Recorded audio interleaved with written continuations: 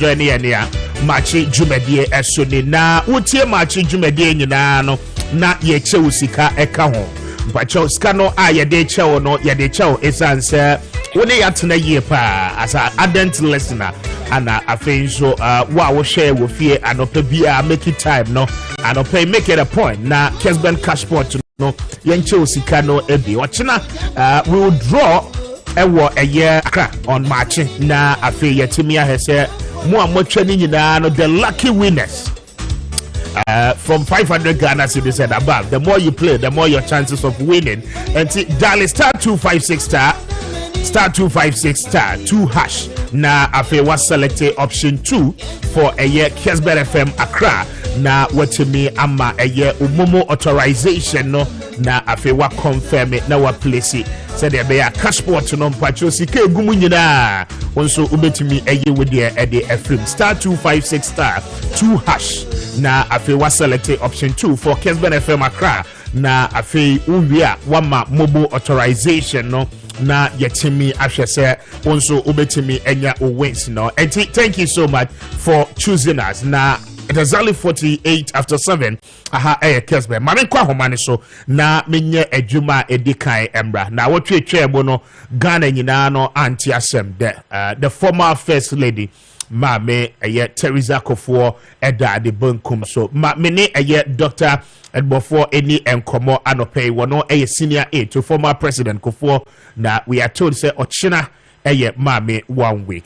Doc anope good morning empom to say good morning empom boko na manso ho to say erade adom yenso ye ho ye ewo Kessben papa ho to say papa ho ye pa very well the other kind arrangement no at say ahead of tomorrow. That's it. Arrangement is 1 week in your china. Now I from an opera couple. Okay. Obia Timiba, service of any protocol since a year there. Your chrono at the phone and Kojako Japan. Now, and I'm set packing very restrictive into them. Obia will be out of the cover and the person of a packet or pediatric lodge.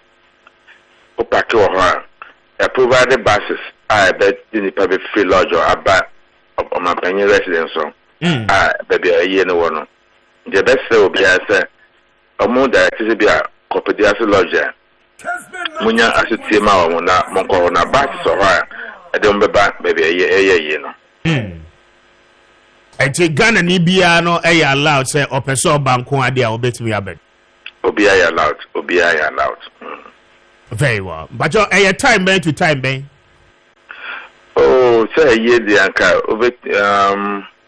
and a panabaya soraka ewo. Jankamenya anchor and he pan satimra be 11, 12 for baby no. Okay. No, but now check a crack be 1 hour beer, na sabi. Was sorry no being swabber. If you say any pie bedrooms from a bedosso. Because a bit now, say a year that day, and I can for you know, be a 4 hours now to honor. Maybe not watches so do. You would be 1 hour, 50 minutes, yeah, not 7. Papa Jumka can any power from Swabana, almost showing your crime. Because we have a person of a chair, or could afford. The met me who said, land a bet and she would check a car now to meet Taska Cabana 7. Oh, my Musha can now open swab baby. Can I be penal? Now, Ochinano dress code no a bear saying. I can 4 years the say 1 week I black. Fully black. And I feel one more person, one beton near my hall, one more a year when near my near dear. Sani money in no allowed and mostly no at the entrance of the funeral grounds. No say will be the need to be good kind of home form ho. Sani money in no one share to say. I know the meaning is a bit me SCB a dana chair a whole public property. And the intimate share a marketing beer and tea bibisa. And by one or some who say beer, Bebombe, I don't know.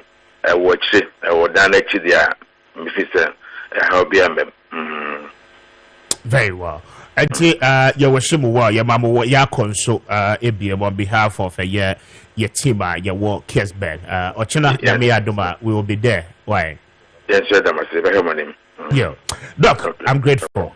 Thank you. And senior aide to former President Kufuor, Dr. Osei Edubafo, and Yanino Eddie and Komono, and Mami Teresa Kufuor, the former First Lady of the Republic of Ghana, the wife of former President Kufuor, Ochina, a year, ne 1 week, a year, pediase, a breed coin, so, and that is it. Now, Oya Ghana ni abeti ya baby. Provided say baby I want to be a sibunteva bedroom idea.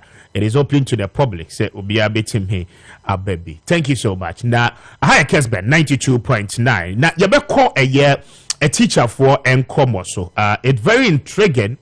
Last week there was a story.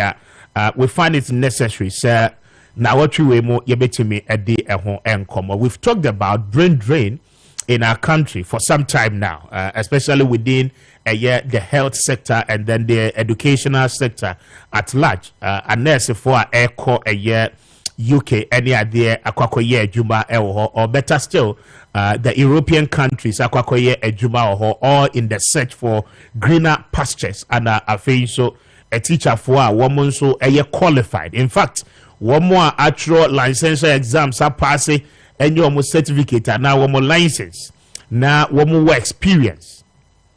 Majority of them are living our classrooms. Teacher unions, no air college. It calls for concern. It's answer. We will train our people for other countries to absorb them. Ebanisano Debiano, there will be vacancies. Say 1,000 crown na air qua.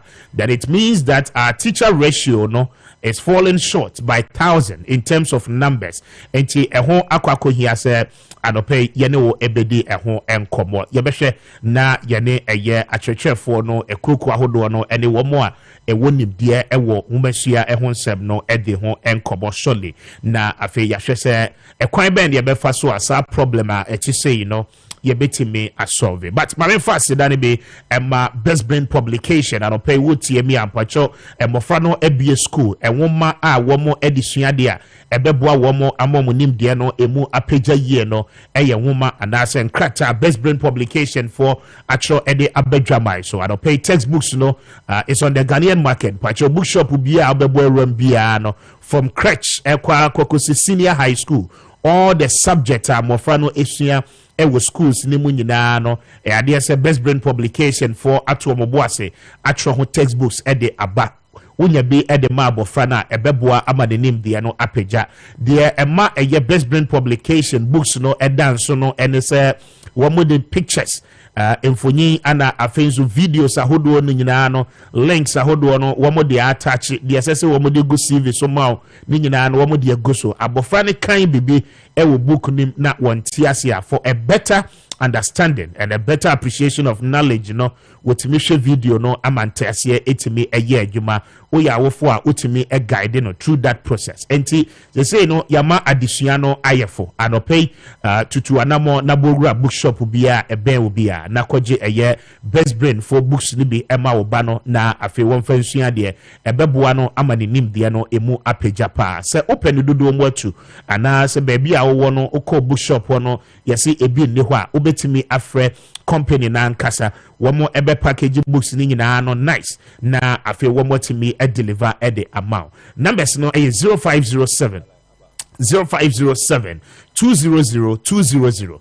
0507 200 200 and also say for 0241 520946 na one a best brain publication any enkomo anopay womo beboa ama obane dache ene ne woman no etimi awie peye womo adaroba anopay womo nso eboaye na opposite na dro no imbustable mixture mpacho e boost immune system no 2 STIs ahodo nyina no ase opposite na dro ni de ewo ba bia mpacho herbal shop bia no anɔpɛ obɛbɔ ɛde awuramu biara no ɔsɛ opɛ imbustable mixture wonya bi ɛno noma ɛbɛboa ama wo nipadua no ahoɔden sonko ɛtumi aba mu yareɛ biara no ɛbɛba wo so biara no imbustable mixture no ɛko ɛde tia enti pacho wotie mi a kɔ all the herbal shops na wonso kɔgye wo deɛ opɛ no dodoɔ mu atu a frɛ imbust for on 0246 208496 0246208496 na oni imbust for any enkomo anope wamu beje so adom aboa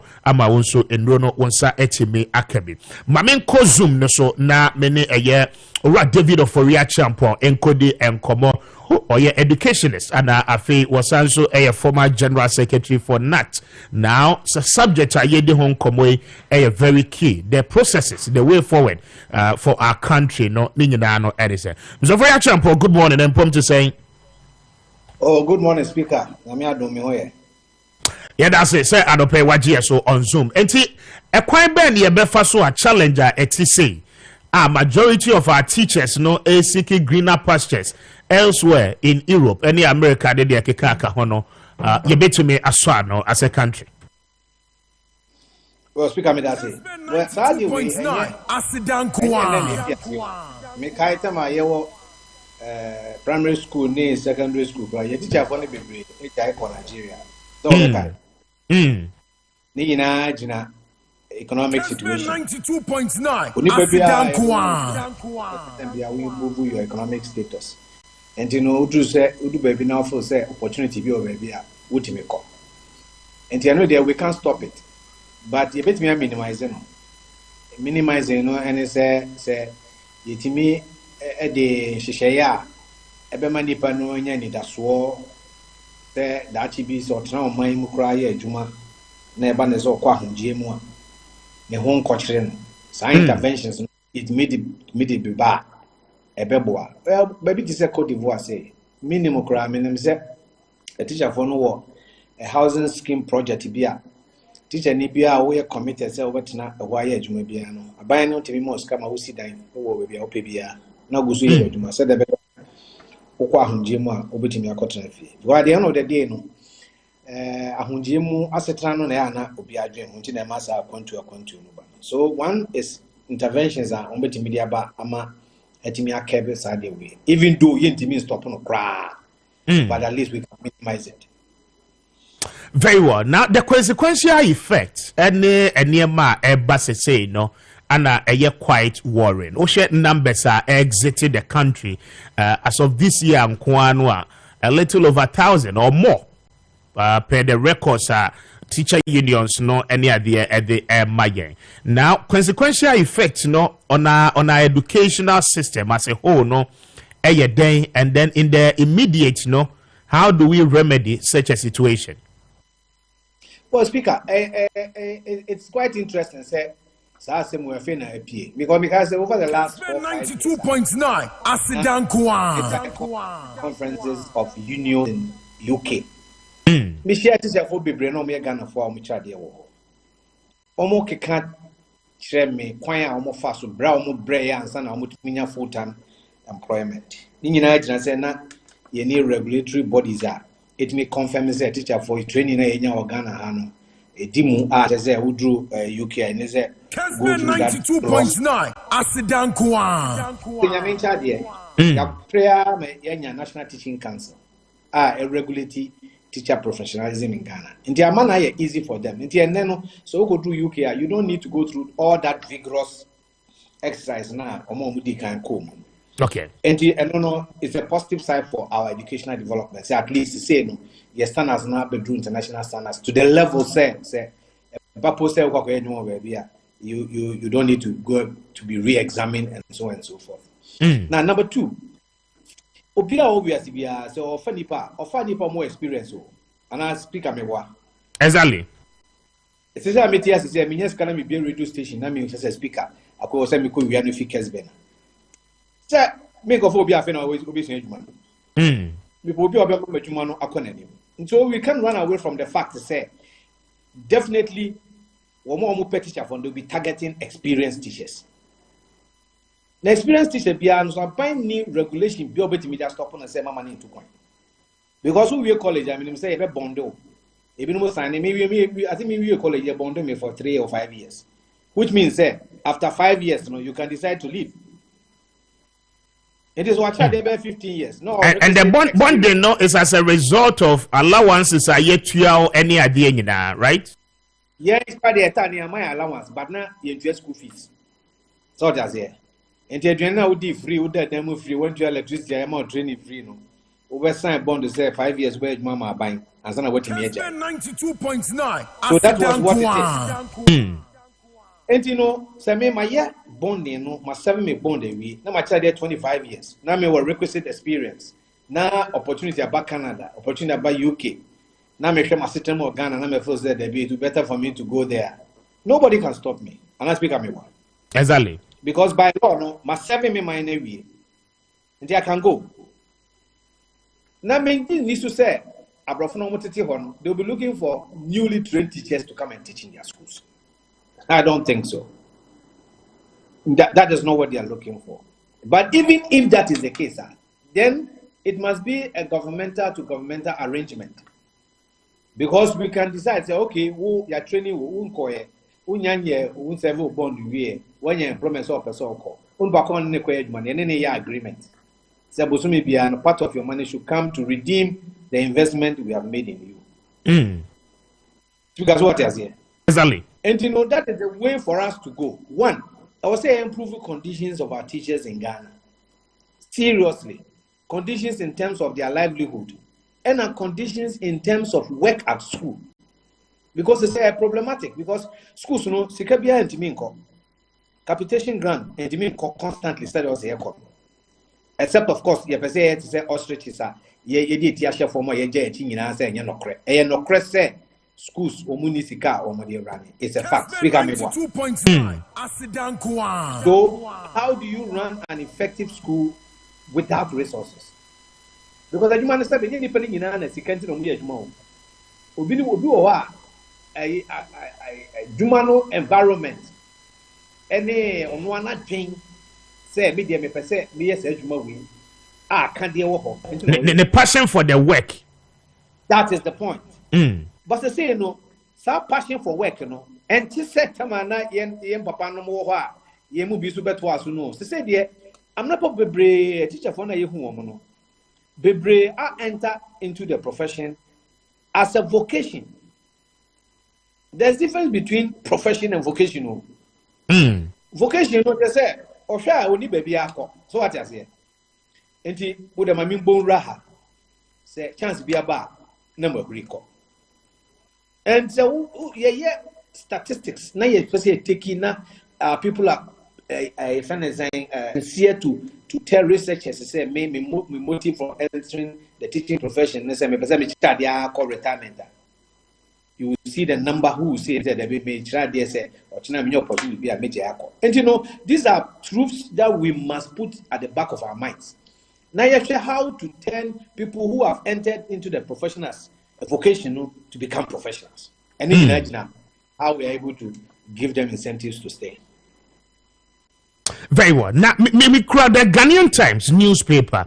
The one we issue here on Thursday, October 5th. 2023, it's quite intriguing report Ghanaian Times said the buy. Mamin kai kakra is a crowd my underestimate figures no Ghanaian Times said the buy. Teacher exodus in UK looms 10,000 certified to work abroad. The National Teaching Council. Now we'll go further. There's a Dr. Christian Adaipoku the registrar stated that, for instance, early part of this year, a little over 16,000 Ghanaian teachers applied to the Department of Education in UK for employment, and by June 2023, 10,000 of the applicants with Ghana teacher licenses had been certified to work in the UK without any further assessment, qualified teacher status by the UK government. So the question is that the idea no and it's a yema licensure exams emra yen certified teachers womunya licenses so that womu be competitive enough in their line of work na across the globe no baby no woman teacher for a try the honi nyina will be of equal status. Now sadie ababedi nyana. Oh, that means speaker because I did because the money here Jumana Sata Mana Chris no president of NAT, Namia General Secretary of NAT. Yakuya 92.9 Asidankwa. Because we call United Nations Education and Scientific Cultural Organization.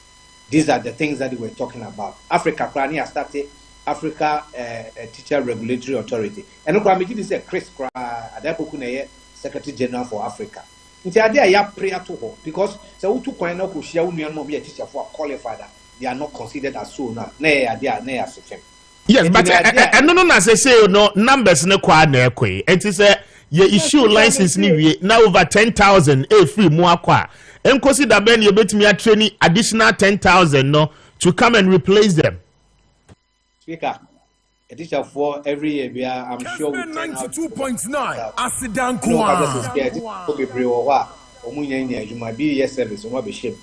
Number 2, yeah, because I teacher for you, say every year we had an attrition rate. For example, one more retire, we knew. Planners no could then hazard say, retire, 15,000 and now 6,000. Almost what hazarded guess to say 5,000 of the 5% of the existing teachers will exit. That is planning. Some more planning department work. No more planning at their shame. Because I do with it, we can't curve it. Economic factors. Say economy now improve. Now a teacher for a now improve. Now opportunity baby. Speaker, there's no way we can sort it. What we need to do now as a country, they say, I will say the incentives a good or memuha. Am I a teacher for? If we think say teachers are the drivers of the socio-economic development of our country, they are. I will say it mean initiative projects, programs, targeting teachers, say they be or mobile stay. Why can't we do that? Exodus and a high attrition rate within our service and that. This is the way to go. Yes, but way to go, no. The question is that how much salary and the average Ghanaian teacher be sustainable enough in an economy like ours? A bit me I'm motivating. Say no. Even though times are hard, but baby our minor drew. And the preferences are minor edema teachers, no. Ehon akwa ko hia se esese ye yetimi etna or mining near ye adwuma. And then comparatively what they know e compare ni nua ebia wono nso eye adwuma e wa amanania wo behu se at least womo nyina no womo asitena mu no eye kakra se yetua a teacher for akatua averagely wan kasa wa kira de ni bia up to this point sika he na ususu se ye de magana ni teacher ni a a little bit convincing enough, satisfactory enough, encouraging you to stay in our country. Kessben 92.9 Asidankwa. Meaningful wage. Yes, but meaningful wage, you know, is unending because I want my teacher, 5,000 Ghana cedis. In the coming year, Obeka chose economic factors, no akosro. You need to increase salary as well. It's not me, bisa say reasonably. Yes. That is why the managers of the economy must ensure economic stability. Because minimum count abrochiri more 92.9 Asidankwa. Almost say they are now ganging up to look at wage increases. Here. Because if the economy is stable, it doesn't make any sense for anybody to make demands so far as wages and salaries are concerned. It is the instability of our economy which is so driven by dollar name and but like I said, there's so many local issues that you a teacher will be prepared to stay. Sure, we could see school, baby, in one of these local communities. School na musi and fair. And then a teacher for better name actually a binio. The whole krona is only in a then a woman bear about 100 per. 100 dino, Nina Yabusian phone Kuandia. And to teach now course our community, no, you expect the teacher to look for accommodation elsewhere beyond the community. Communities, they don't have good access roads. When I was general secretary, it happens in local authorities, district assemblies. So when we sit down, we see a primary school of 6 classrooms. We see 6 single rooms with good kitchen, good washrooms. A teacher for better. How much would it cost them to even install solar, even 2 panels of solar on each of the buildings, just to make sure say they have access to electricity? So your priorities now set for education is always wrong. Your kasabebre, but we do very little. Kessben 92.9. Asidankwa. Who sit down? Think of the one who is going to work in that building. Does he have an accommodation? Exactly.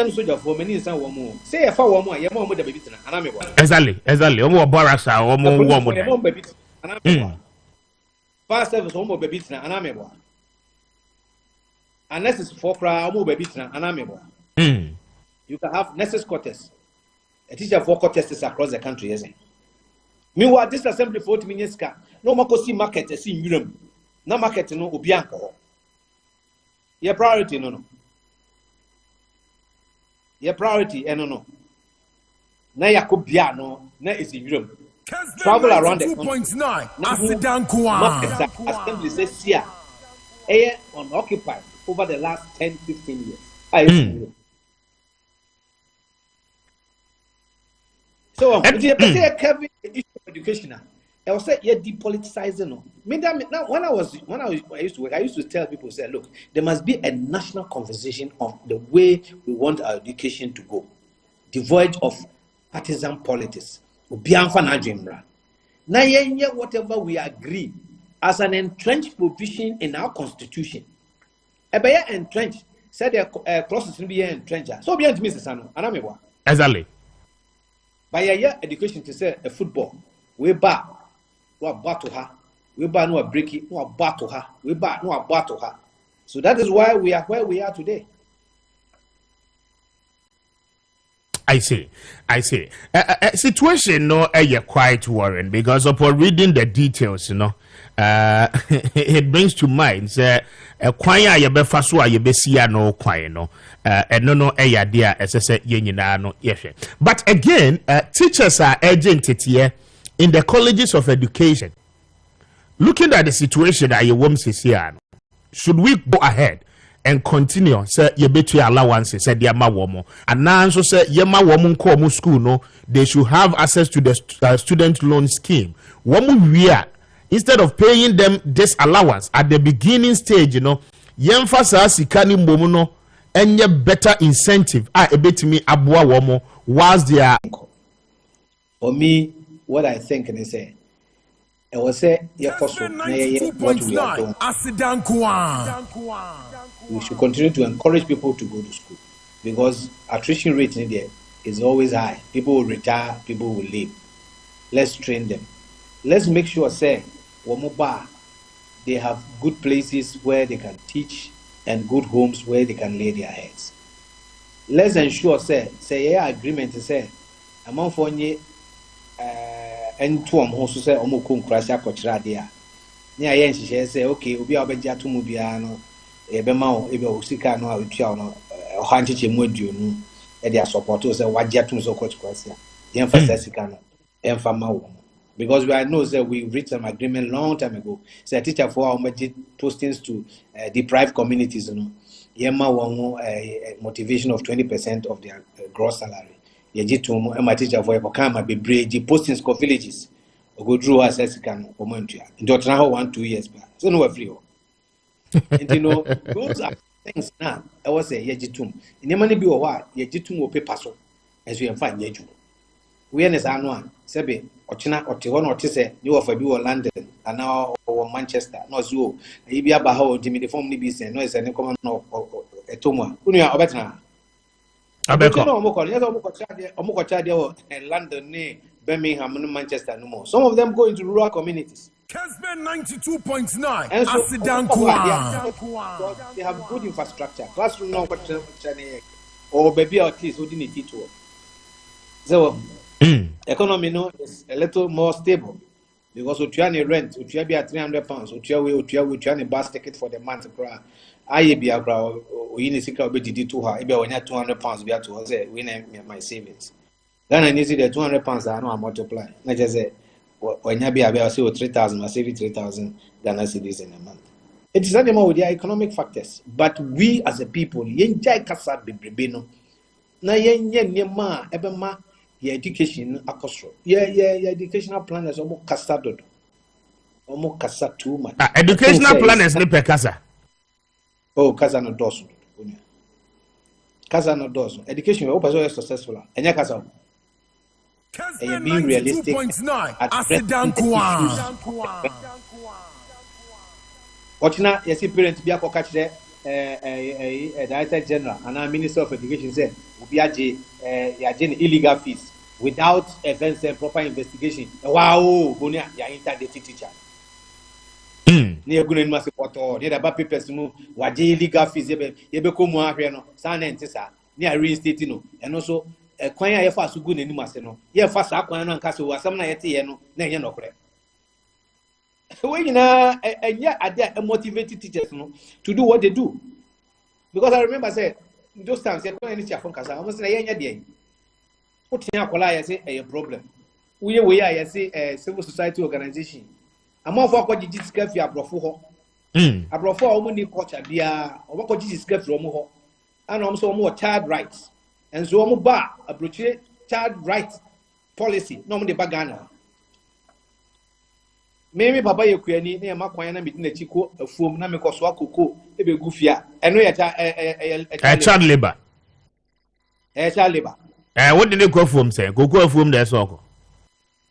Men are now Coco, if we are Makwamiti fee, Minion Munina Kobi, and Anamina Koswebi. Kessben 92.9 Asidan Kwan. It was an exciting thing. Until my mother of Abim they took off after my grandfather passed. They run the big cocoa farms in Sefi. So just here. Bisa Arabs now we are engineers now who work a spending companies almost me engineers a bit more engineering certificate. A boy wa papa or engineer we dinner chi sa be do be odru no. Because offer paper kura oni bi but machine be any ho with me repair. Sanya money na ka ho na ma education no e follow no because the teachers now very apprehensive. Many men ko tia obi na assignment to me. Now we see Jekra, Mrs. Speaker. So, who be na say 1 year looking at the compound house. Now, be by ya, now 10. Who they new to my medibail? Anambwa. Because my young Colano, street and yet who didn't quite summer. Anybody on that street can discipline you. Now, ask yourself, is it the same today? So, a rescue. In the Aquana, you can't say it. Because your trust said, don't do it. Kessben 92.9 Asidan Kwan. Omunia Kukudru, with the assembly about knee-jerk reaction. Oh, teacher, no got therapy. That's what that's why I say, that's why I say. And the teacher follows up program arms. They only go and teach, and whatever happens beyond that, it's not their concern. Is that the country we want to be? They can't send when you know, not your mouth. Now, if you are 40 radios, no one didn't pay for them. Now, pay for no complaint, say, and then some about whom what they. Why are they supposed to learn all those courtesies? Respect for humanity, respect for the elderly. Even yes, we are in school.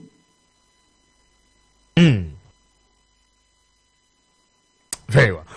So, I'm proud of Pema now. I'm grateful for your time. Speaker, Mr. Midas. Okay. And Mr. for Champion, Benino Eddie and Komono, he's an educationist and then a former general secretary for NAT, Ada Yanino Eddie and Komono, bringing us to 21 after 8. A higher Kessben.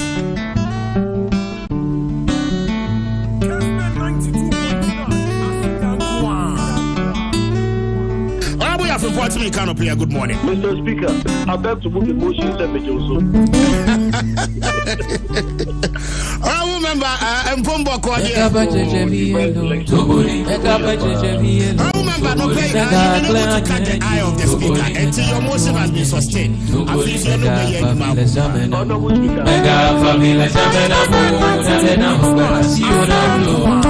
Grateful for your time as usual. But I'm faster than be Traders Ventures in Pacho. Pay one more darumba, one more the Traders Charcoal Powder no Eddie Abedra mine. So say would the na a show so Pacho would the poison a dear which now you are allergic to it. One nom a yet Traders Charcoal Powder dibia a cleanser system name a class near money dano ama woho etime etom Pacho open sa one nom sa hangover no echewa ayano nom Traders Charcoal Powder ebeboa wo ye pa afa duro bi abesombia no anombe or system no air contaminated and pay the friend detoxification no pacho ononom aye Traders Charcoal Powder ni bia a cleanser was system ni nyina no ama oni pedua no esanso aye abodia foforo obenya hoden pa a ebetimi aboa ma watimi ato akoso aye adwuma bia esese wo ye anopay se wutie me na unya ento aye Traders Charcoal Powder pacho ye di ho adanse e de ama kopebi nato na wononom Traders ni bia ebeboa wo ye pa amba wudi pediano SCP esita anopay open the dudu mo to abeko eyetema Middle East womo ebe American shop no ewo police station no enche hwa oni Traders Ventures ni nkomo on 055 5130230 055 30 055 5130230 na oni Traders Ventures eni enkomo anopay ade se womo ebeboa ama onso oni pediano etimi SCP esita ebeboa wo ye pa anopay ma onsa enka wo de na afe entimi emwa na memfa asedare be emma chocho industry anopay womo adaroma womo eboa ye na chocho product no mpacho egumu ahodo bebre abusua ni nyina no obia ewo ne chefa ewo chocho mu enti anopay se wotie mi a na woye oba mpacho ukoye wuti na ubeyisu eye chocho shampoo ene ne conditioner na wode asiesie wuti ni mu kama pa wode be horo mu no uwia na wode chocho cream no ede asashe mu na bibia no aye kama pacho ebeyi dandruff ni nyina no efri ho ede ama wuti na ebubu pacho nunumu a na etete ni nyina no ebesiesie ne kama eho a na ewo triase ni nyina no ebeko na afi wuti nwi no asanso asini dadamu biem anopay chocho eye shampoo ene ne conditioner plus the cream ana ebeye sa anwanwa dwuman etimi ede ama na uwia opese o skin no pacho eye kama oye chocolate in complexion a etimi eye kama ema oye tuntum te se mia pacho color no ensese u bleaching up anopay yusu eye chocho shower gel na fe dware odi dware na odi chocho cream no extra pacho ebeboa wo ye pa o color no ebeto so ye ebeye kama na afe woni padua no bibia nso etimi akoye ede amount esanse chocho product no pacho ye de hahama ana ede aye se wunya chocho soap pa na wodi dware a hunamani sansa nyina no pacho one ne tonkwanta moapai rashes ahodo a ebegu ni padua ni ma edu baabi a obody no eichiu ekekaw ho kekaw udware wie bia na ho kekaw de nyina no sa problem ni nyina no ebefri ho adopay yusu chocho soap ana chocho shower gel na fedware na entimi emwa e maintain o color ni nyina no ema anopay ube take breakfast chocho tea ana esese uteki se utieme na oye eye BP patient ampacho ube yusu eye chocho BPT ebe regulate eye o blood pressure ni nyina na afe etimi aboa ama moja no etimi ediafusani ya apo na ewo mu ni nyina no chocho BPT no ebe sani ni nyina mu ama onso ahoto etimi aba pachofa wani tremu ewo 44 number 44 highway no eso ewo Suhum in the eastern region womo any Puma filling station no ana edi enhwe ni mo se open the dudu mu atu a anopay eho ana esese oko ubetimi enya ne dudu mu na afi watimi etubi anu achi no ye was sales outlet bebre na no across the country enti baby abebo awrabia cosmetic shop bia mo herbal shop bia mo abebo awrabia no o se open eye chocho product no ebi na watimi eyusu ebebo awo ye pa ama onso de wo hwe ani mu nyina no wo ho etimi atol anopay for chocho for on 0244 727348 0244-727348 and also separate 0243-482531 0243-482531 na oni eye chocho industry for any enkomo anopay opese wutu tonwa mpacho fre womo beboa ama wonso watimi enyabi na afi watimi atonton bi na atimi aboa ama sika nso atimi abafie mame kwa homa ne so yenye adwuma we emra Dr. George you see Boateng, a former High Commissioner to South Africa, a leading member of the New Patriotic Party. Now, anope meneno any enkomo. Nibeni amaji. Yeah, Joe Penny. Over now, what to say? I don't think we have a monster. And I did the questions. They say the way you ready. Me, you ready. No, I'm a hell. And I'm saying, I see. Mr. Speaker, or come kakra. Oh, that. My friend and I, Monkomo. Open the year, Obre. Exactly. Mamintio, on your reservation, or what? Na afayen to us in Komo. Yo, Memphis, Quenya, so now. Edika, Mema, Ugrapma, Afishapa.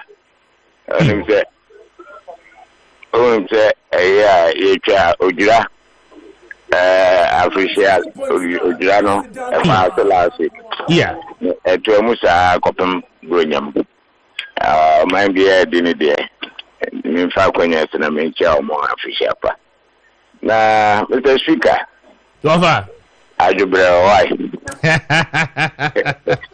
Mr. Speaker ajubre why Majeova ajubre na sebe emebia ni munche ni tina penfo kan se adechi no anti asem hofra yechi enti yamfa ni sa why ajubre mo mama kuma ntomo yam media you have roles to play Macau baby da Macau baby say one more free constitution no I don't know there. Now, media has role to play, judiciary has role to play, executive has role to play, and then legislature also has role to play. Now, no be na nipa bi kase president the bar of ministers do no on go parliament no approve. Exactly. No do parliament. Apart from one or two beer. Over to one parliament, watching one appointment in Saint Catrana. Everybody was approved. So how do you blame the executive? So it won't say constitution and my limit. But in I can't dream boom there is a senior or man. We have to do it. So and no Kodano Sabe. I need to pay na nete nsembiase papa. Na politics na ti say no. Eni na professor bi, Nigerian professor bi kan sembi say. So we politics. Now ma emotions, religion, ethnicity, a crowd of mind. I do share what you know. We're catching now. Now additionally now useless.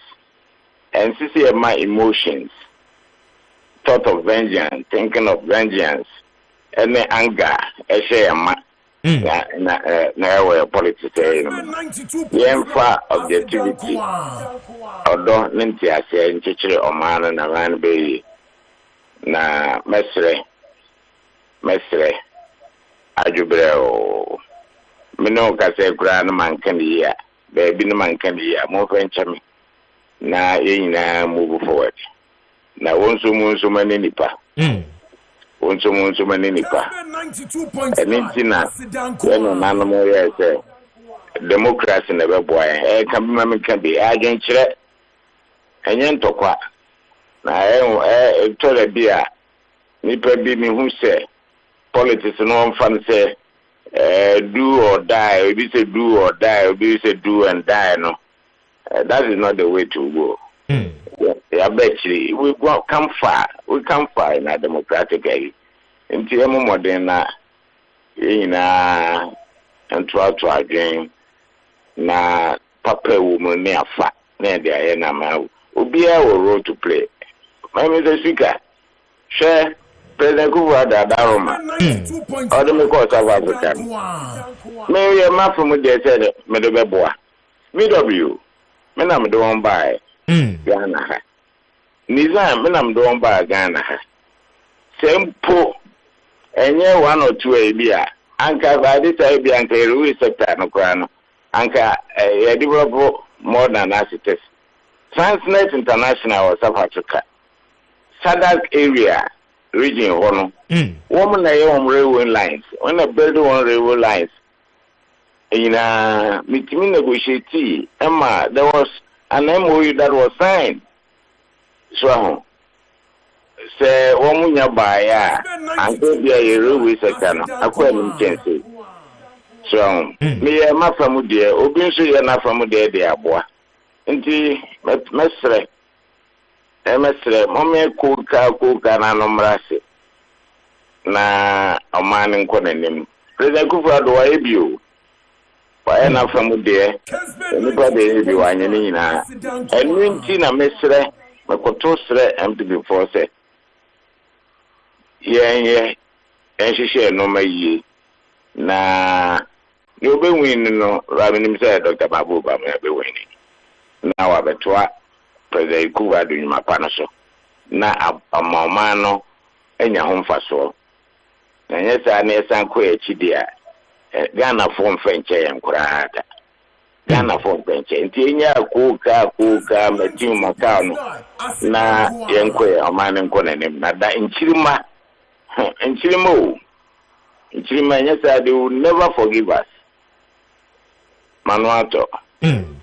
Ofa anope ma yena wase na yenimsa wonso anope bia wotie yan enra na ejano wasro enti yeka bibia na enye nso anope yenso besese wode beche na yenimsa da bia na se de moteneti ye no yebekọ so aye ne sa na motu mu party for no nsofo because niam ni bi wa se so moti ase na wo mu hu se ye de ye sem trofo yadwuma ne ye bebre ho a yeka bi mamo Adayanka biama no they must equally understand say ye juma na ye but attacks never ye so there sometimes you know also ye nipa you may be tempted to respond to some of those things enti ye ka bibia enya monso mon fanche ye na said the waka no ya giatum why me da super no asupa and abutra the team na pay na me atunje nkan what it amen nkan pa no team na me sekese there Kessben group of companies. We appreciate what you've done for the party. The guy said, Justin Kudia and the general secretary of the party. Mr. Kessben, my platform, Kessben for my platform, and my number, and they can another sempa. If you buy a cook up, do our Kessben will come out here. And you know, so this a cassette, nyashe say any prayer there we ka say tia na mo ya ajubre why Maakye offer Mr. Speaker offer ajubre why Maakye offer say Maakye ajubre why Maakye offer my kind president and prebiansa nyame asum je nkan amen nyame shapa thank you bye the former high commissioner to South Africa odipenia Dr. George Isibuate and na ye program no he wanted to come in but not your time no also at in reservation no and we are very grateful for your contribution and ye ka bibina nyemoda mo fanche but it happens it's part of the job and ye nyina ye moving forward 35 after 8 na Maakye ya Kwame Jusu I just say nyame adomara kwa via boko onyo mini why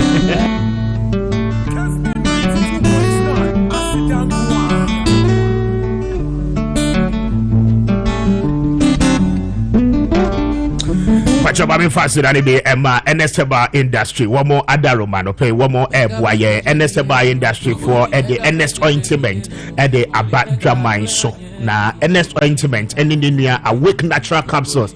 Pacho woman no ewo drama so that ye is answer NS ointment no ointment and Pacho hunameni sansa apropro biara pacho chicken pox nitichu egu na eko na tokron keten adida da skin no any sa dia pacho esese we use NS ointment o the stress mo a ehye kotwani nyina no ase ama wonso owedie no esanso esi ne dada mu biem eno echi no mpacho utie mi foot rot ha wadwen pa nantem apropro mpacho ebi wo hono ma ne nantem no empro nanso wo hye socks ana wo hye shoe na wo yigu ho a center ewom no echen obi antimi enyina no anopa yiso ns herbal ointment na afi fastrasha ebeboa etusa problem na sinyina no e di amount as a gentleman anopa yiso bi wa pimples etagu wani mu bebre pa de titu udi anwa na aba bebre afi du baby ana odi wani mu etete untimi nkonipem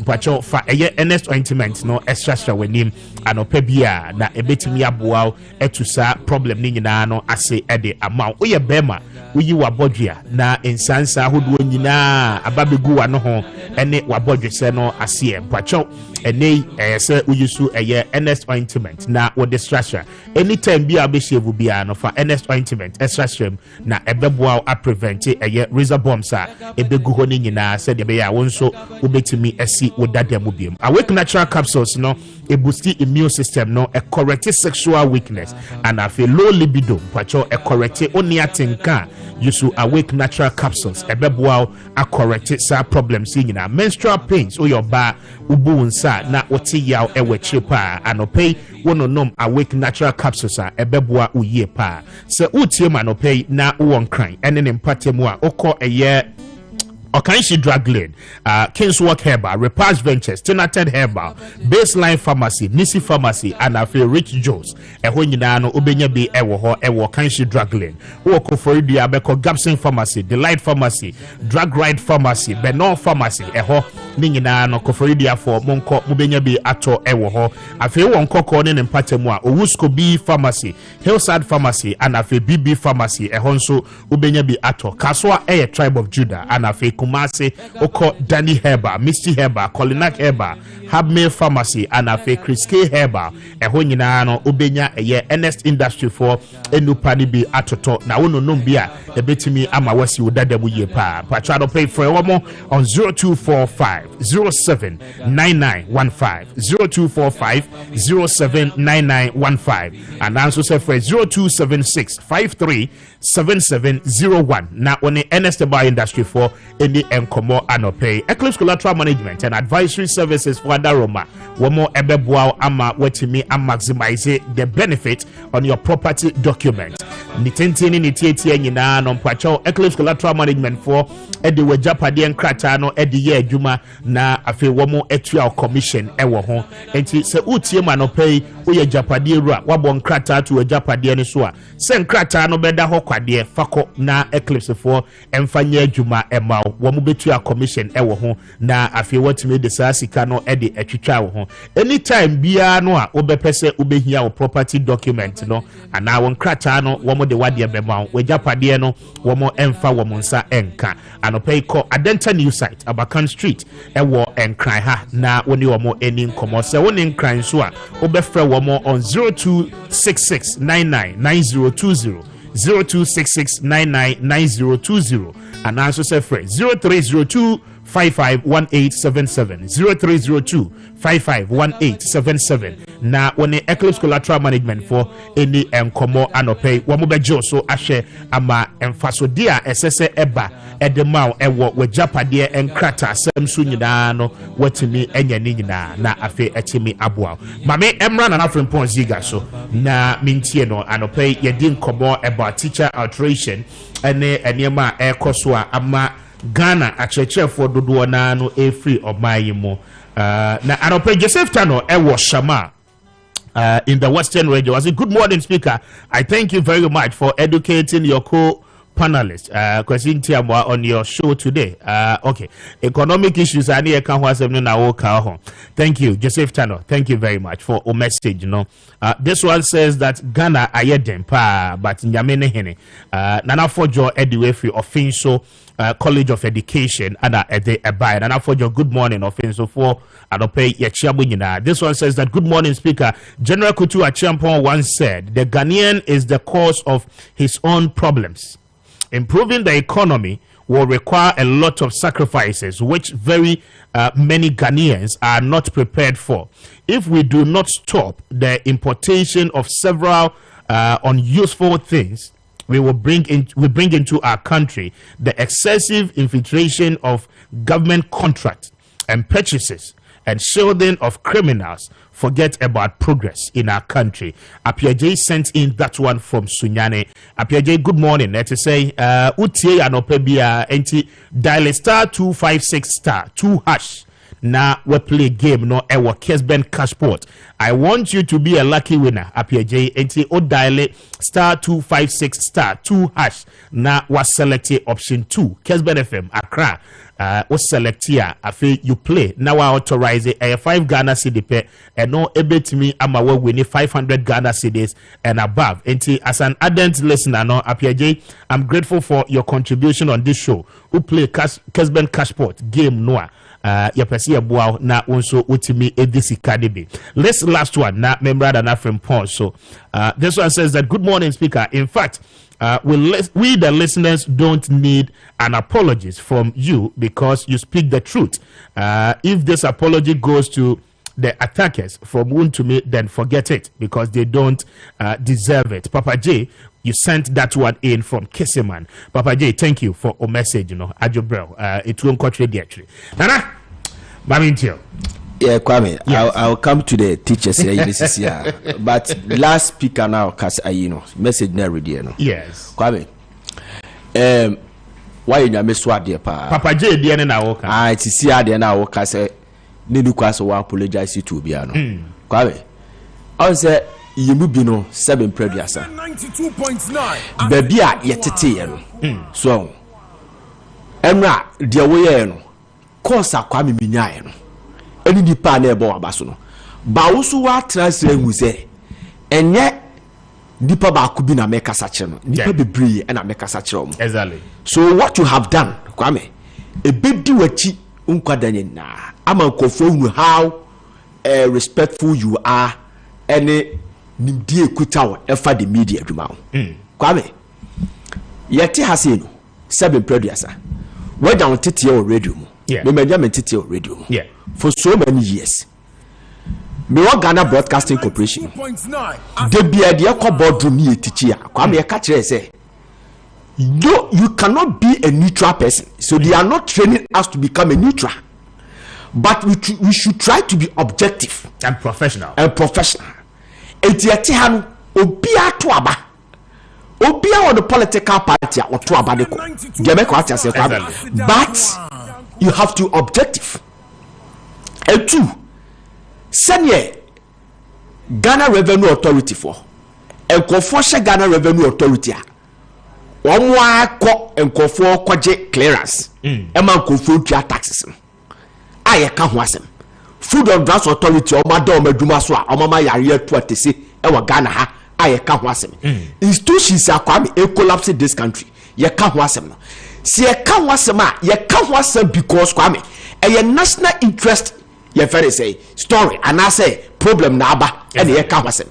Sana a political party se bibi koso ne se Kwame yanka e national interest. Obi obaka cho say a political party, even if it's a branch, NDC branch chairman, and I say youth organizer, branch Kwame. So here or your national asset because listen, it's a political party na nyasubia. Omani nyasubia forming government. Obada forming government and the opposition political party. Say Kwame wa nyasubia. How can they give a strong opposition? Look at the organized occupy the BOG today. Say BOG, you face a governor, or you be careful. Jamaica what I say. It is a two force now ya. And I say, Okono Kototo Papa Swa. Kwame, it is our onus as a broadcaster to put him on his right toes. On his toes. Obianta Obia. What Jim Dumadia to Hoso so person way. Kwame better because Ebia. Yes, you old Cassano would be said that Chiatia. Exactly. It's a baby and our con. Only baby a woko. And a baby a better. You bet no baby a woko. Ebi a wot na wa who. And it is some so. Yes. And Kofu a cow where she has some previous. Some of the best psychophantas planning. That's the idea. We will tell you that baby a woko no come yet. seven producer aha etie no Jesus Christ background no ya ade na enye Ebeka. Oh yeah. Pablo Kwame Pablo Opariado everybody na no ye e dey asam na yanka today he's working ewo NDC musin obi I'm telling you Pablo e dey asam na yanka fa Pablo ho Kwame and today Pablo is seriously working. Joseph Yamin yakoka say Yamin ukoka say Yamin adana djuma so Yamin called me and gave me na itinerary a djuma power ya Kwame. Oh say they have accepted it in the good faith. They make what I say because oba there who say they are part of us, we are also part of them. Na na mi ntwa no na asema okay Yamin asema okay madam for baako wo Kumasi na wono no ne ho adwuma na fe ne ebe because onye serious onye serious TikTok aido TikTok general regional secretary of the NDC say we are regional secretary and an of an opposition party in the strongest vote of the ruling party. What's sorry and TikTok. And I won't know you ma. Said the entire or TikTok. When you serious, as a regional secretary. Now Kwame we now Kwame I'm so on penas. I'm say. Every crow no do on you won't say. Wrong. What the TikTok debut? Kwame. People are saying it. What the TikTok debut? TikTok regional secretary of the Ashanti region. Now Kwame no dey region and you vote am. Baby na Kwame Izu free ho. Kwame Izu. We turn the near day Kwame Izu now making news. When to me and change hwe in Ashanti region. Wo be say Kwame Izu na TikTok and also the benya 30% in Ashanti region. Yati. What I want to answer no more. You dey who Ebeka, make you don't hide it. Obi anu ho no mo a, onu na be kire de enka wa. David, e dey on 92.9. Enya me na me koka kire. Ni mako. Say. Enya me na me koka kire na no say oso akoye research. E wa say enough. We ni pattern jira we mu 80 on beto amacha so. Say odi mabom. Kwame omu koye. Kwame e ka enye no no otra na no otete no me. Demwa. Kwame demwa. Exactly. Etimemeni tuana Joseph Yamin, organizer of a new National Democratic Congress. What for years in no engage NDC youth and NDC force mo kwana mo kotwaba e dia monya demonstration. Sorry, not demonstration ekoso. You understand? Now when you 12,000 views, live views, eyeballs engage NDC for at the same time now MPP very say organizer at disco to Kwame meet minka obetiaka na mpacho so mame nye adwuma we mfio yebra na enkomo ya yedie ene de happen ye ewo eye UTV no there is it an article, let me put it that way. Na mame kan kakra answer da mene the honorable Pius Endam Hajide Edin Kobo or say I disagree vehemently with many of the things my brother A+ says on radio and TV, but I will defend with my life his right to say them. I have listened to my friends who visited the premises of UTV last Saturday. Their anger got the better of them, and they lost it completely. I urge greater discretion in the future. There are many programs and media outlets that I have chosen not to listen to or watch because I find their content distasteful and outright where they know. But we know Ankasa in the the chief executive for a year, the National Youth Authority.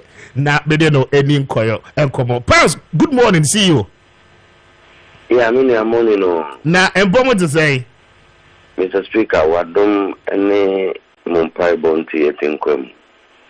Very well. You tell one catch, but who boy Jumanso? I mean, don't any Mumpai boy at Damwasi.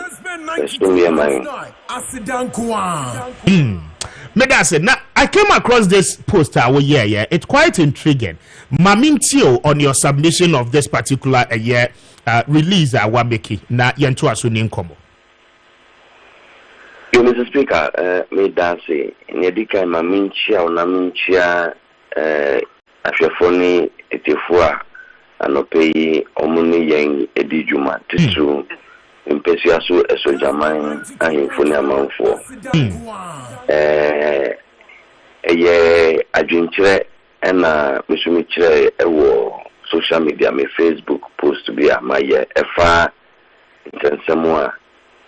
Ekosunesi nanu memenda na media minim se ade ba ko nti a medom ekuo amanyo ku MPP eni se bano fa ho die eni freedom ankankan se nipa benya akwan akire na adwene enunu eye ade ba ko bi panti a among your cool doors will be brave, but me who a dom MPP. Okay. And the near me can say me near the Madame for Kwame Appiah. But Timmy Casa actually me be brave. And you na and I mean yajini. Okay. The brave wa meaning any yajini crack. Just like me Tina say cry ye.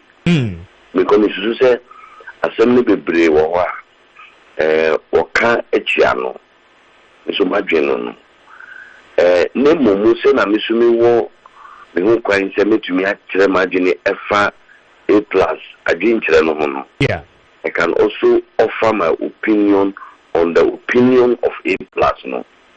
I mean shame say obi abesi me hu kwan se pious uni kwan se obi kire wadwene efa obi so adwin kire ho no. Chansu na misumi so say wo say yemma kwan na obia so ekire na adwene. Anti say obi be ka say ni awuken mini wonya adwene nti me ma wo kwan na wo ka wasem no. Enya dia sabi MPP yebetumi afo aso. Eni sa ni ye no eni babia ye gina ye gidie ebo brakura. Okay. And I said, say, I disagree, honestly. And there are many times here, many share me church and Muse, I said, maybe, or Abianti, I say, now when I say, Abia, Onusu, Etie, Yensu, yes, idea. Abia, Nadine, a basis of the money bill. Okay. No, Muse, Rebecca say, yeah, man, quite now, can I do and the many Ninjin. Intimate, say, Saturday there a bufu bi e buy. Mati say CMP before trail let be chere o madwini wo nsembi hu amusre UTV say o mu hwe eneme bi eyie. Na yesi ogina CMP so na otiti nkrata no mu a o kan nsembi a minyane bi esusu say eye ebufu enti o mu ko ho say omusu epa kwenya se omusu ebe kan sem ni bi de o ye bi baye ni de misusu se omuma hu kwan ebufu no edi omanim they were overtaken. I think that they lost it completely. Quite objectionable. Enya dia wo se yesuso so na meniaji anamon na party no ni madam fufo no abrantie na nkasa so etuye no ameti say omon kasa kra ekọ UTV ho eni UTV for ekodi nkomo meniaji anamon eno ho ne momo ye ka ye nyina so no misumi di tuja say programs ni bi ho me hwenya TV ni nyina eni video ni nyina na o frame impo say me kasa wo so. I see. Because me experience ni say obi ebe frawo uni no be di nkomo na nya waka no kwa no obetwa the big kitiwe bi na wachia wasem no nti obi a wanya antie wasem ni nyina akora no chese obefa ho abufuo yeah chese obefa ho abufuo nti me nye TV stations din nyina na say radio stations din nyina mpo a wo frame se me nchema de mpo na mepini say minimum be kasa there bi ni mpa me ho asem nti no eya na me hwe me hu ye me ni bia me free eja Onyeni emapa ebane me. Enti minu mini kama fo nti me yemade a me hwem hu papa me hwem hu ye pa. Ena me so makuma enti no TV ni bi wo ho a radio ni bi wo ho a o hwe ne omu yi wo TV no so kra na enya di asabi mini o ya adwene ebi kra no eni ye nsu ne ye ban se Ghana fo ebra yakofa suantrante no foreign materials bi asabi embuwa ye kanko ni na sifo kra no TVs ni bi ekra eshow enti mimi ka se niamu ye madwene entize entene me mpe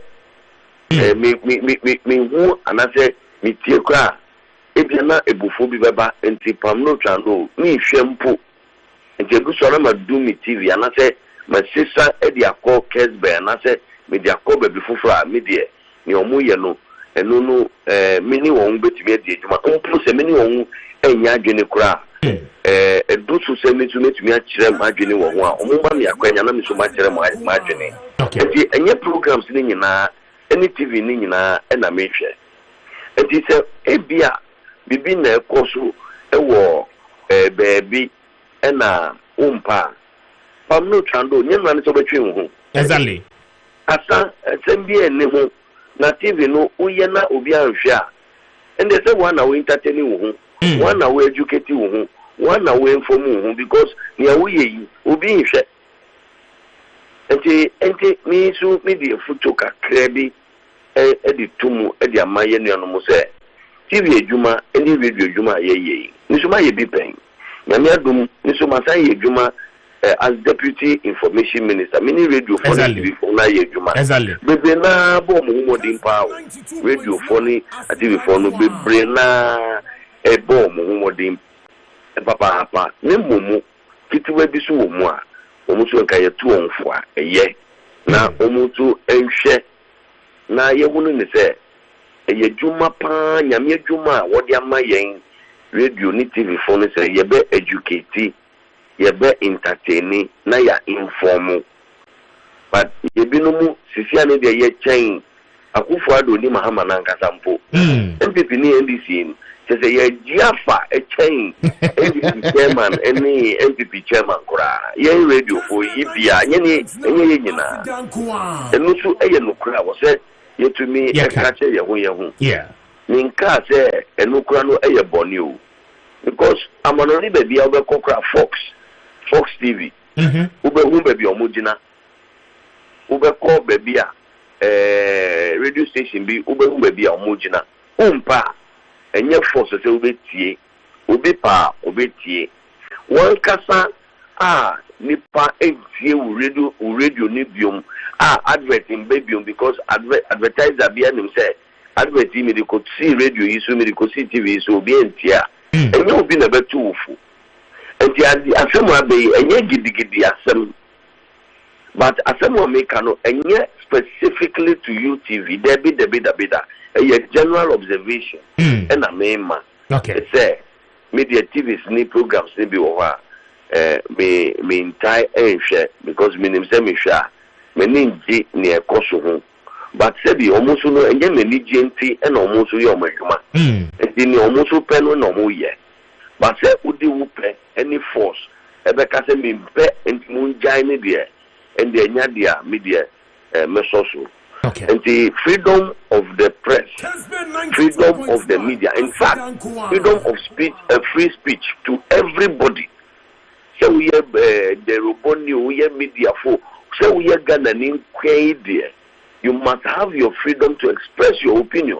And me as a Democrat, I will support that freedom. Say impo bibi be free mukra me jina obia ti say obia exercising the fan who dey say asemo e wona nakuma so no on kaye to me nka obi ekasabo ehye ni yem until a new exposed and I'm here. I think that this one and Yandia here to way there until I send no away check. The way you know is highly commendable, and we solely appreciate. I mean, some of these divergent opinions are ebua eshipu and democracy, no, and they say no.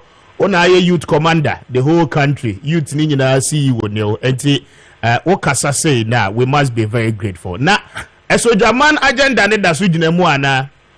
Ding. Maakye for the Mayan say, yen soon, so Jamai, so Jamai, na enfan into Mapa enfra. Na so Jamai dear, Senyamiti Empire Boaminia. The tourist destination of choice because the beer nyami edibe buani passe and sachet tourism ebe peja ewo community biano nyami adum odiamaye frauno so jamai one of the constituencies River Volta no the longest stretch, one of the constituencies at the longest stretch of the river ewo you bet to me at the Peja Equario, say a bayer fish farming, and I say a bayer land agriculture. So Jamai bet to me, I share Ganina, say a bunny Adriane, any and Namua, Yamia Dumna, Yedaya Ebemua, Yebema under the operation food basket, no. So Jamai eba be a Ghana eduane any Ghana enam no dudu na ebe friaba ebe boa ye economy no ebe masika aba so Jamai ebe ma ahoto aba ya pomodi wasem na titu ya kwansem edumbu kwan agina jekiti kwan apegusu eni enye su mpaka dan kwan asafo eni akwamohinko akwamofie kwan Minia ye bonya mimpa ye se ye benya okamophobia wakukudro kanokre ye sebi ye nkotina ya de so ewo parliament akaya no atomu parliament na ye chiche Ghana japade ewo enti se onya mahyebeduafo a wo mu wo a wo mu kebi ebua wo mu ye hu dede wo mu ton ye hu yare wo mu kasa ye timu a ye yi ye triboni da enti mi se osi ahinifo a wo mu wo mama nyoko MPP mu se wo mu ewu me mobona wo mu embo mi chidom na wo mu ensoma mi nkura MPP franka no mu ye beye dwumadini edinkunim edi ama MPP ewe sojaman na ye sum sojaman eye na impunto amapa aba sojaman ama ye nyina anyamu emfaso. Very well. So agenda you be mad assurance Kessben you be adapt as a project enti ode you be the home komo why na ya assurance any so I don't know e betimi awie pay and honorable we are very grateful for your time. Yeah. And the Chief Executive Officer for the National Youth Authority and former Deputy Information Minister, the Honorable Pius Enam Hajide, and Yedeno Eddie and Kombono. So Jaman seat, you know, now was you over Kwaji. And you know, Yabebuano, na the primaries, you know. Now, easy sound. And I was on talk. Now, what is that, Dr. Baumia, any Kennedy election, didn't he? Am I had the crowd for to say, often constituencies, you know, in the party, you know, one more a year campaign. One was about November 4. Now, I aware. I aware, Pakavi. Very interesting. But me were interested in Kintampo North. Yes, Kintampo North. As I say, party for no delegate now, hono. Etimi Ebua ma doctor Jinde etimi Ebabeye candidate. I see. In fact, was serve okay ewo Germany ana waba ana fe waba asaba betrade wachade o Gempa Law School. Oh okay. Yes, enti Dr. Jinde sharp or you very very brilliant. I mean, we representing the good people of Kintampo North. Ebeboa mo constituency no emube peja because mo MPs abanyo mo so far. One more dache papa pacho muhia obi a obeye activist very vibrant na ne niema wo ye nyina no ebetimi aboa apeja eye constituency no the status no emo. And we will come to that, but I don't pay Maminchia Kentampo not for Motuaba Edema Dr. Jinda.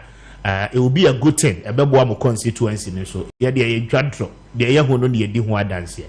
We've done a lot. NDC, the NPP, no more bomb home day. No, we tell you, the SSO will keep on no. Now we keep on the SSO money court because of buy or more number. No money court, no jana coin, come. No free parliament. Now, what you be a will bet me activity, no activism, no why Edia Mom, more development, me about. Yeah, Kwame. Now, what was that? Ashanti Region Secretary Assembly can confirm the messages ever. I bow. Yes. Messages in the doors. You bet your boss there. Yes, Piles Asama working. Yeah. Actual address BBC Kwame here. Yes, and talk from what not keka. You understand? And I say, Untimi Noma, also catching you. Adiomko in UTV. And you claim the case, she say. Kwame, as will be a 1 minute norma, and I say, 1 minute talker, no sack, or starting a keka. The new patriotic party, they should embrace themselves because such a provocative communication is about to come. And then copying the ending of this year, ending the next year, the crucial election year, no, Kwame. Because Kwame, the communication directorate of new patriotic party, honestly speaking, Kwame, make I say it is broken. But they are not doing much. Pious. Yes, Kwame. Yeah, my make us show. Richard Ahiaba. Director. All set it up. Some person breaking it almost set it up.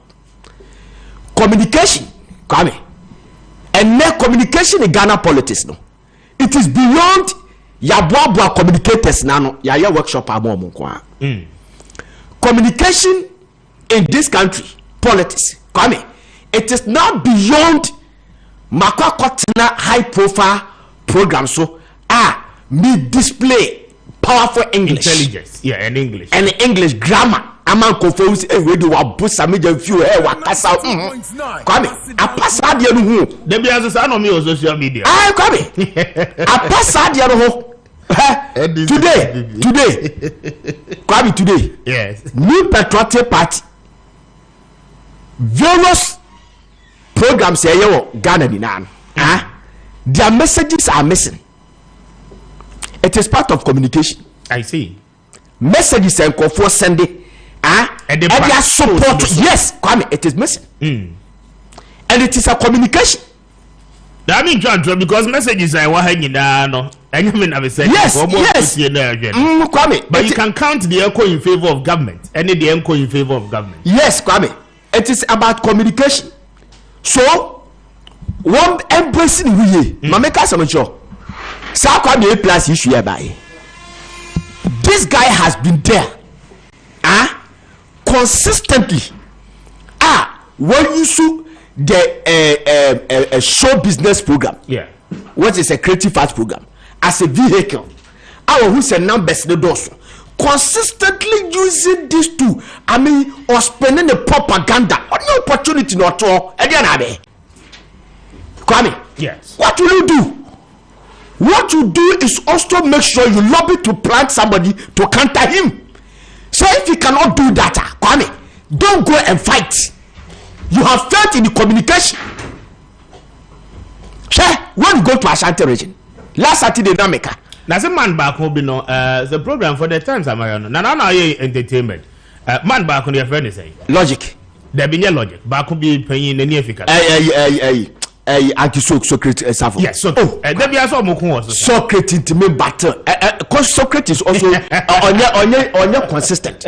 Our program. So, Kwame, today when you go to Ashanti region, yes, what this year said another down Kokufado or disappointed Ashanti for. What this I say. And to Kwame won't say and Kofoka say a chief from mafia Ashantis.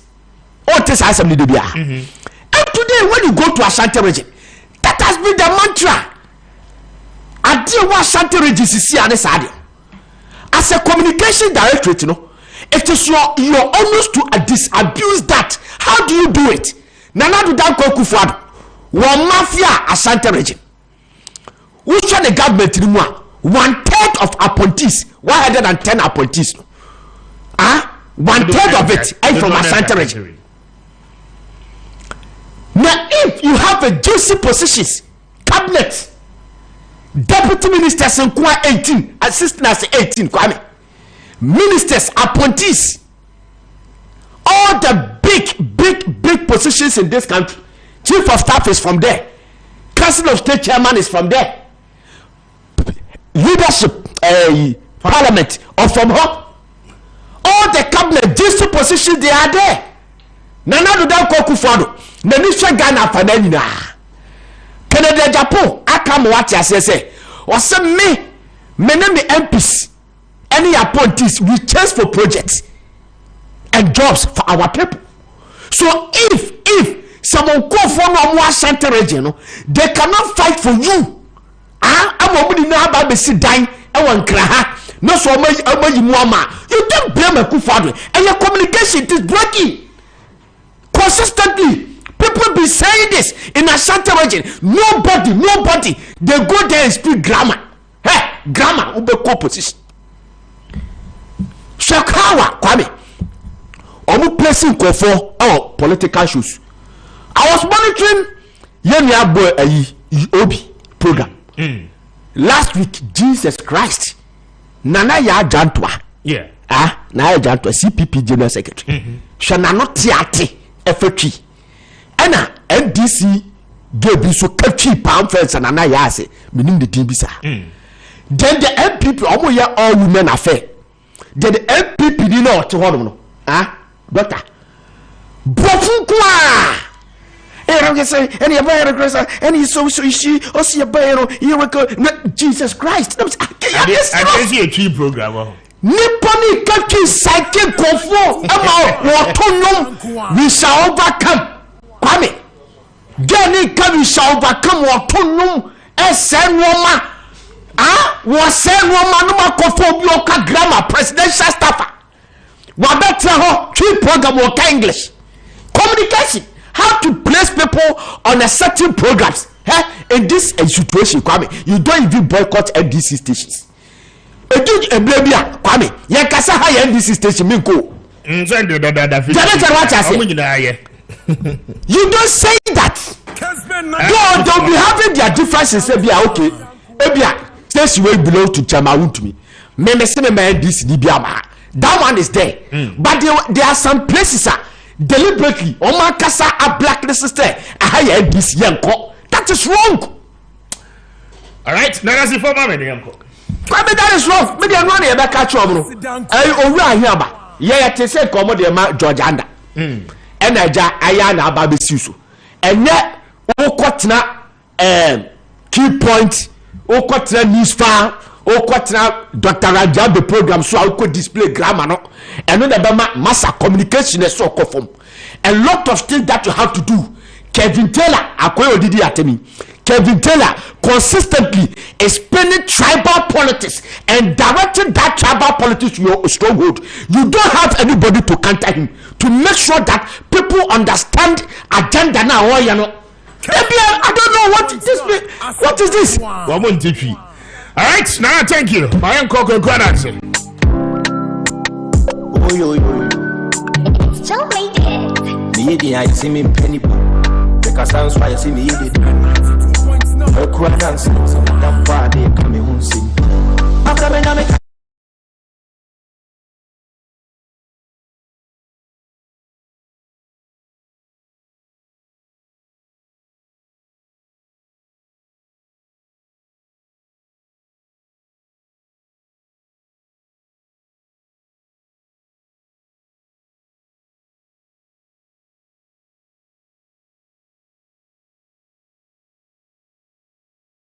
real estate for and as I say one more ton sasi ade bo no ewo for car na shene so mama say you go so ye promotion it is 70 by 100 near one plot now instead of 20,000 Ghana cedis no yate so ya 15,000 Ghana cedis I try to pay bra service plot litigation bia no enne ho asasi ura Kwame Appiah Kubi kwacho ene no ya hwehwe mu agye to ahu say Langas Sembia no any hard builders for NSAC.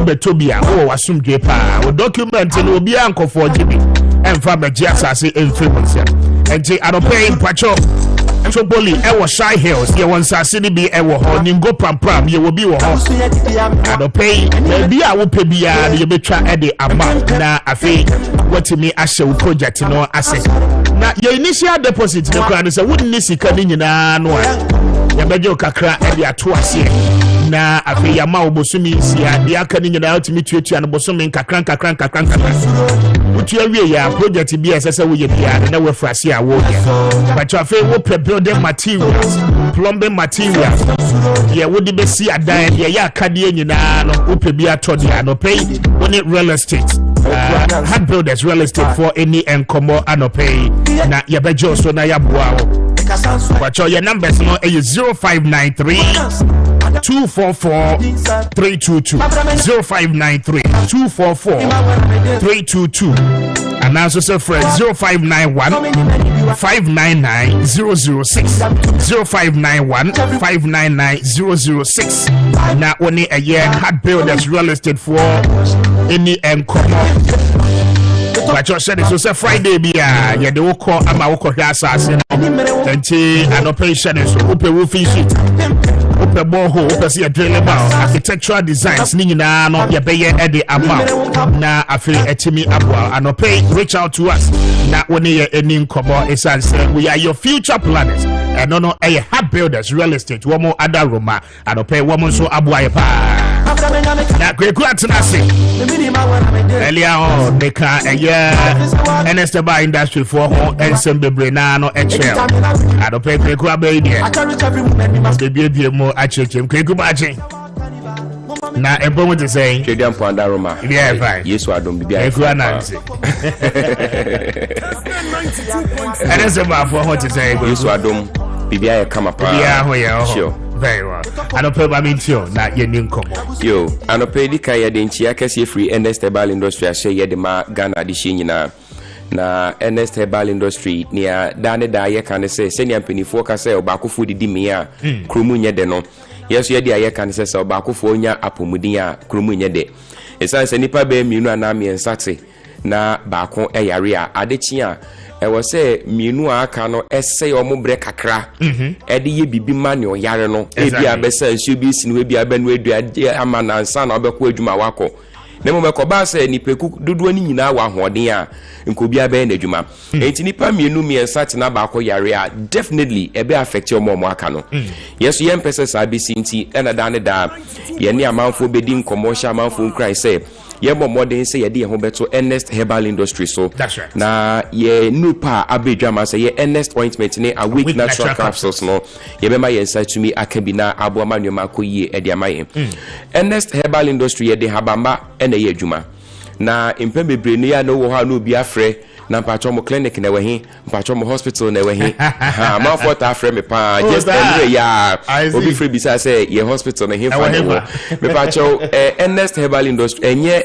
ayaresa bia na say enye hospital enye clinic ye duro na ye duro ni ye ne de abedwama so se koto isane say ye di tum preko say ne emre ni ho enti ya akasi afatu nso akọ enwure mu akọpe habamba ni dubi na ba be fa be fokwa so e da ye capsules e da ye cream uhia ne say utwe mo pharmaceutical shop bi emu no obekọ akoto na we fiase e da ye wadwuma na ye wo awake natural capsules awake natural capsules no eno no eye topa ye so kodwa ma so na hu a si neti na mo ma menka na menkyire mu bi mu say na we ye old label na e wadwa ma so ena yasesa na di we yaba enti for some time no kwa be hu we bi so until say be fade out of the system no be kwa we nkwa because obi frame me say okoye no ne ohwe wo TV so no ye we mokwa wakwa ko hu we we no so ye gu so ye promo no hu adwuma enti na wo say me ankasa me video mienu ni nyina me ankasa me ka ho de send no ma ni hu ni sa ampa tu nyina ye the same source and if you answer the same product and it be patcho branding no any packaging but content ne de the same yes enti patcho mo ma ye na ye nhye no so say we ye old label and we ye new label a ye de aba edwama so say ono ma week natural capsules a eboa bema bia na so ba bia ma na immune system ni nya hoden okay immune system no de ye ko na de ye ba say immune system ne tse da na ye mra indirectly o yare ano no because immune system na ma ya hoden ni etumi di adwuma ye kwa ye be nyina obi fro no sane obi koto no sorry no ni ade ni na ye immune system ya and the immune system ni hoden a e ma kwan kra ma nyarewa hodo bobo ye rough isane say viruses ne bacteria fungus o mo de nyarewa breye no so mo bo rani pedium no mo beto say immune system ne ye strong and active a wo mu ntumi ni gina isane say immune system no fight sa viruses ne bacteria no ne mo so mo bada say ni pedua nankasa kwan dem na atiada because in 24 say hu ba kwan abo bi awremu bi and say we immune system ne ye mera bo say viruses ne bacteria si rewra ni pedua mo de yare ebro ne mo so ma won saka awake natural capsules na wono ma my immune system na hoden ma mo tumi a fight sa mo wono mo ba ni pedua ni mu no se mo ja na ntumi ni afrisa ni yi a unya awake natural capsules na wono ma eno so ebo a yi ma mo je tumi de afrisa ni say blood circulation enye se ne wo say ya nyarewa hudo bebre na de breye including akoma yare ne adwemu yare a menka say stroke yare eka ho isane say ye moja enedin edi efrisane wo ye ntini mu moja de ekoba ni na so kodane ne ho ewo ya adwene mu enti that particular vein na moja ne na mu na bia no ne kita yefa ana yefa no se koko sipe na moja ntumi akomba pe won se yefa no adwojo ni se moja nkomba enti me patro se moja ntumi eni efrisane ya nyarewa hudo bia betumi de abreye eno no yina yema ye ho ye ha ni yembura pharmaceutical shop bi emu ye kwa ye se pe awake natural capsules I free Ernest Herbal Industry ebebo yi pam be ma bi a ojo so bo se ni jonso ne mu apai mienu oso be wontafo obi ho ojo so bo se nsu fita bi mutroka na etua be ma na no eye prostate ene bo nka ye obi kokoda se be ye obeso ne wajo so be 10 na 15 e pa so se prostate e sha se eba sa ne mani na so etumi dan ho adi eni ti bo modern so be ma wonsaka awake natural capsules eno na bebo yi pam ye wo problem ba ku bi wo hono mo a ye friend no low sperm count nene mepesi ye bedi hu komo kitwe bi na yakoye nim low sperm count na ye ka ho asem no obi bebisa se die na kire se obi wo low sperm count na mom hwehwe mu ama ye hu ne se sa low sperm count ye betumi a chemu ni du so be ye miensa na se na be ma wa ho odin ana se ohunsu na eba no o semen na eba no nia be ma hu sane na ye hu ni liquid na ye hu ni de eno ye semen na mom sperms na kasa no ewo sa semen mu a ye fa ye niwa ehu na mom ne wo mu ne se ye fa 1 milliliter of bema hunsuo sperm na 1 milliliter meaning say bi obi akoto cough syrup bi ana blood tonic bi bo say container fitaa bi ebutu ni tiri so a yesi we die share 5 milliliters ana 10 milliliters ne wo mu ne say sa 5 milliliters e duro na washa mostly 5 milliliters ye de mankola no se wunya bema hunsuo a ne dodo ye sa 5 milliliters na inhwe mu am ye hu say wo say spermatozoa sperms na kasa mo na wo mo ti ase no a wo sa 5 milliliters no mu no 75 million. I say meaning says ye fa 1 milliliter bia na o say nya 15 million strong and active spermatozoa was 1 milliliter of bema hunsuo no mu it say 5 ml then o say nya 75 million of spermatozoa was bema hunsuo dudu nti bema biara ye fa hunsuo ne dudu 5 milliliters na emwa wa na ewo mu no endru 75 million no wo low sperm count ye wo bema bi nso wo ho no mo a ne de no onya dudu no 75 million onya na mom enkwamwa ne mia hoden a mo betumi aye adwuma yie wo se bema hu sane na emwa dudu a jimi se 75 million no mo akọ oyire ho ana oba ne mu no oba no ovulation e take place ana ne hu nkosua na aba no ehwe mu che se eye spermatozoa no ba ko obedi kan a reach nkosua no on no fertilizing the man than a ba. Exactly. It is a morning in a near Hodia. We will say what to 75 million negum. Nemo mubi and who are to me young Hoday. Esumi anaso 2 milika kuko shian kusiano. Inti unia Hodis along the way na nasa quemono omine to me. Tibosa Bema Hunsio no, we see a recipe sitters when you're 75 million nemum. And Hodia was to Yadi Coco Drunk Kusiano went to me a quancodru. Bema be the or hot money than the nukra. Bema be so and who best son and nemum and one morning no. Woman na spermatozoa na ewo simenu mu ni na ewu eniti eno ane se ne hoisa na moani ni baabi akọ eno ane se ewo ho no musa enti se yeto ye boas na se yabobo low sperm count so a enoma wudo bebre ena de ye beko na mo made bia nyoma bia betumi ada ne ho adi ma wahu ne se wo bibi sa ne se wo how to me feel se wa yase ana se bi preduasa de bia wo hwa no wo no oho say o fele say oho ahono ana pagya emu aye dududu swollen testicle so betumi hu bibi saa wo be say oho no mo eye wo ya ne saa ne ma ni na ya ade edi hu adanse say be ma o ya nya low sperm count say kokoba no saa wedra wo hia eye awake natural capsules esansa awake natural capsules no ema we immune system na hoden no esanso boa enkwamwa na ewo nhunsuo no mu no ema muso nya hoden ti wo mo awu se bi nim kura na kakra twetwe ni pedue no mu ahoden a ema sa sperm si nya hoden no twetwe aboa no mafofora sanso abem nurse a ema na doso se wo mo wo kura no eni ahoden kura na awake natural capsules na ye ka ho asem na eboa ema wo mo nya hoden na bitu akwa ye adwuma ne se ne sefata oba bi so ho no ma be ma ne be ye adwuma ne na ho odin gina ho no bibia ye fine na mmebia na oba no ovulation take place a inkosua na kasa aba no enye fertile enough I bet me produce babies and to oba no so de wo so ye ne say onya weak natural capsules na wono gradually no na ACC no ma e hye ne mu kina e de ama no me pa cho be ma na ho odin akasa akofom no onye bi no mebeboa oba bi wo hono mo a o hya se wo bu ni nsa no na ye 7 days eso ati aba bedu 4 days ebi kra ba 3 days obi bu 2 days o se etwetwa sisi emabiem me pa to se ye nsa bu mu yawo ene wo ho a bo modern so be ma won saka awake natural capsules ye num ni mienu anopa mienu anwumre wo de wo to a to aso na nom na kakra wankasa be hu nsakyraye ubedi hu adanse eni to bia modern so benya awake natural capsules na wanom ebeboa ni yepa obi a onya 12 years entumi nom ena afei obi a wafa yefunu ene nea oma abofra no fo so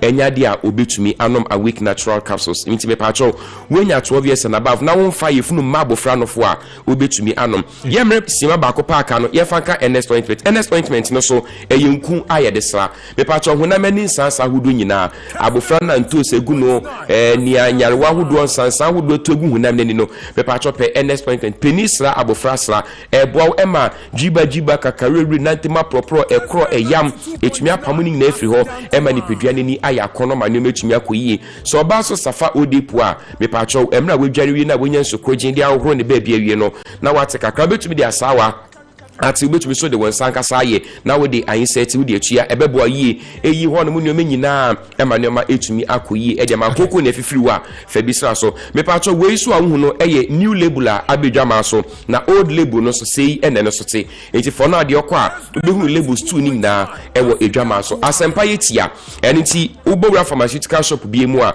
also pe Ernest ointment ne awake natural capsules na mum udru marketplaces ne lorry stations provision shops buja for no ubenya Ernest ointment ni bi mpatro sa opebie to odu akra okanshi drug liner you be working work herbal repash ventures tinatet herbal baseline pharmacy nisi pharmacy and aferit juice kofrodia for enko gapson pharmacy delight pharmacy drug right pharmacy and afi benol pharmacy enkoko eye owusko bi pharmacy hillside pharmacy and afi bb pharmacy saso ena udru kaswa tribe of judah ebi wo ho ashaman ekus pharmacy main lorry station ebi wo ho and afi kumasi dani herbal misty herbal Colinac herbal Habme pharmacy and afi Chris K ubenye bi ho ye numbers no egu screen so mo me bonetew na ya sorry so 0245 0799 15 0245 07 99 15 and 0544 83 14 66 o friend number simu bia won sabe kan na ye ne wa twetwe community Ernest Herbal Industry PB na efie ho enije mapa emra ho no mo. All right, Kaku me da say I was just saying so mama